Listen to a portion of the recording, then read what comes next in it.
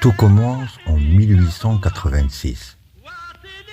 Aïssa Morzoghi naît au sein de la fraction des Aïd Sahnoun, de la Confédération des Harakta. Son destin s'écrit d'abord dans la poussière des sentiers pastoraux.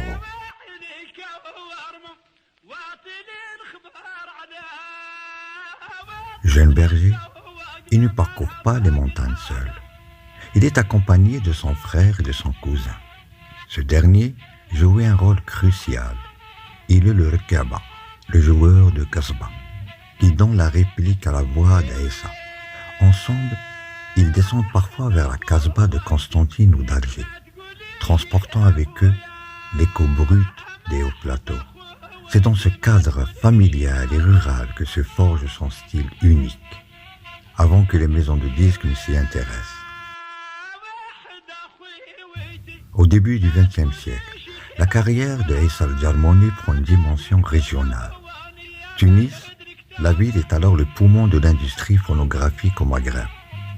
Jarmoni y effectuait des séjours réguliers pour enregistrer ses premiers disques 78 tours.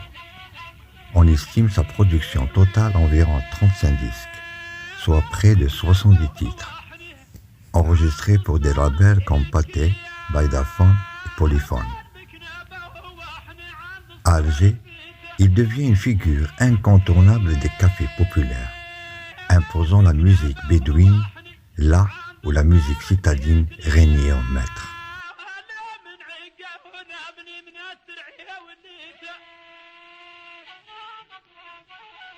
L'année 1937 marque un tournant historique dans le sillage de l'exposition internationale. Aïssa Al-Jarmoni est invité à se produire à l'Olympia de Paris. C'est un fait documenté. Il est le premier artiste maghrébin et africain à monter sur cette scène mythique, accompagné de ses musiciens traditionnels, Gasbah et Bender.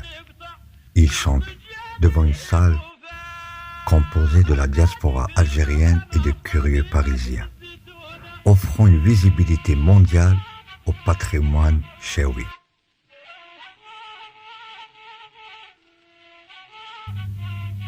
C'est durant ces années de gloire que se situe l'anecdote célèbre rapportée par Mahidine Bouchtarzi, figure centrale du théâtre algérien. Bouchtarzi raconte qu'à l'approche des grandes représentations, notamment dans les salles prestigieuses de la capitale, certains suggéraient à Jarmoni d'adopter une tenue plus moderne, le costume européen, pour se conformer aux standards de l'époque. Jarmoni opposa un refus catégorique. Il exigeait de monter sur scène drapé dans son burnous blanc et coiffé de sa chechia. Pour lui, ce n'était pas un costume, mais l'expression de sa dignité et de son appartenance au Harakta.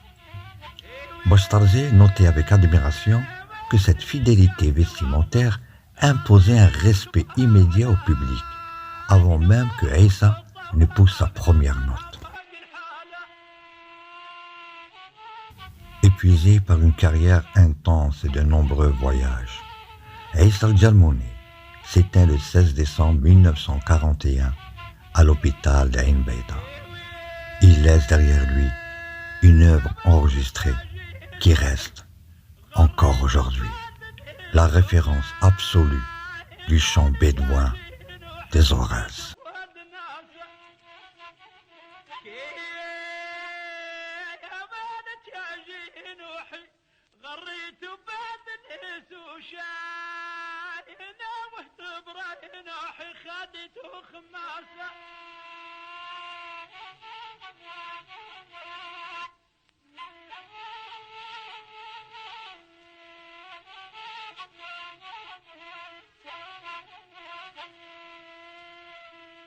هذا 10 دورو من عند مسيو السروسي المعلم تاعنا في خاطر الشيخ عيسى والقصب نتاعو محمد بن زين او على راس زغرتاتي او راكم